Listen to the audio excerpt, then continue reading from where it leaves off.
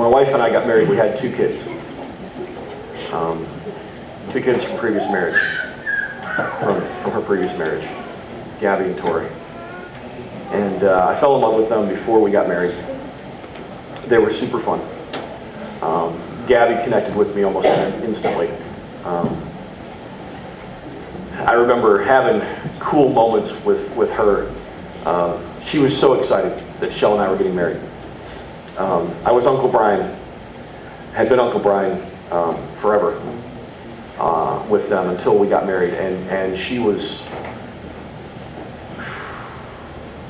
7-ish when we got married.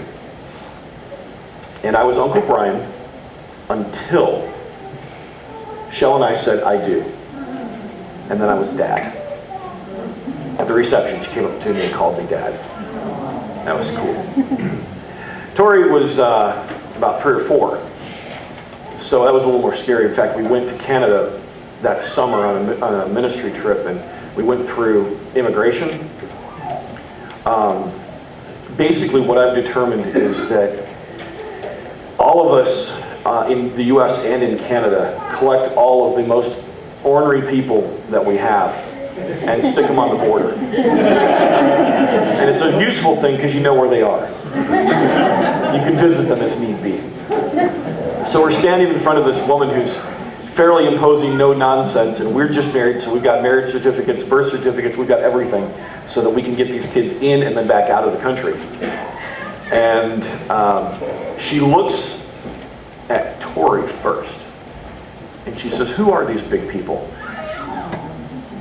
And we're going, Shell and I were going, "Please, dear God, don't let her say Uncle Brian and my mommy. Please don't let her say Uncle Brian and my mommy.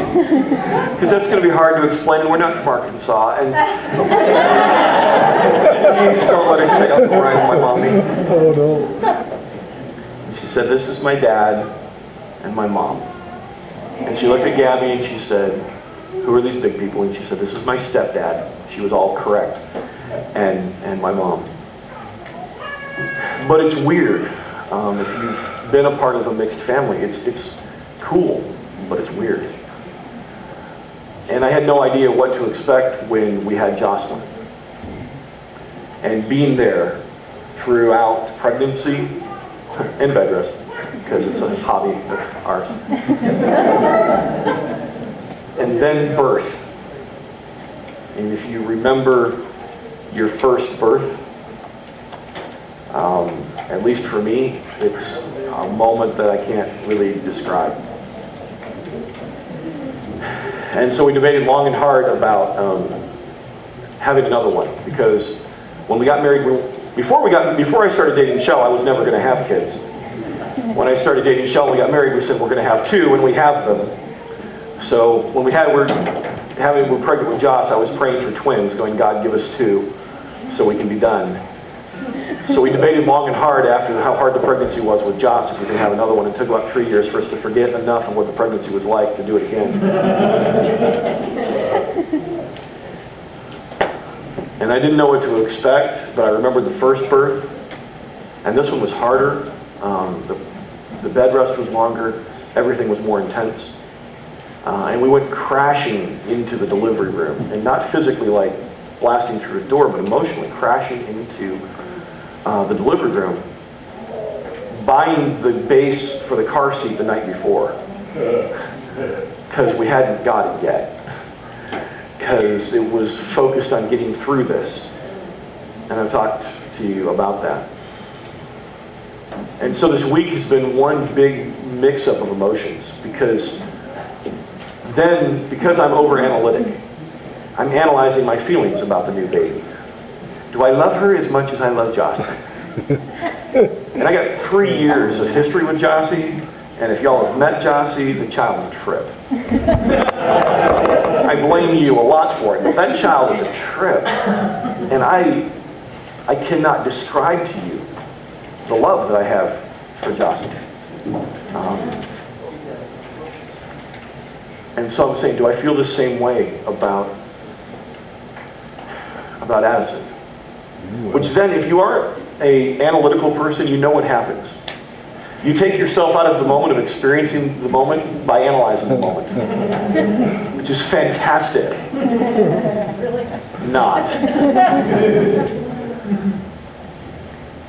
Plus, being completely drained emotionally from the last 3 months, and tired physically from the last 3 months.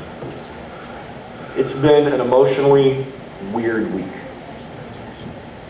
And so this is how I rewrote it. Right now up here. Perfect parents that have their emotions all figured out and are completely balanced don't need me.